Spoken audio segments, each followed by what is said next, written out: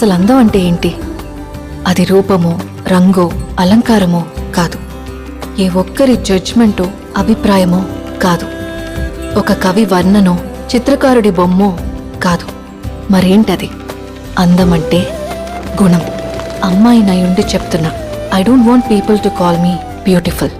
దాని బదులు నీది కష్టపడే తత్వం, నీలో కరుణ ఉంది, నీకు ధైర్యం ఎక్కువ, నువ్వు తెలివైన దానివంటే నాకు సంతోషం.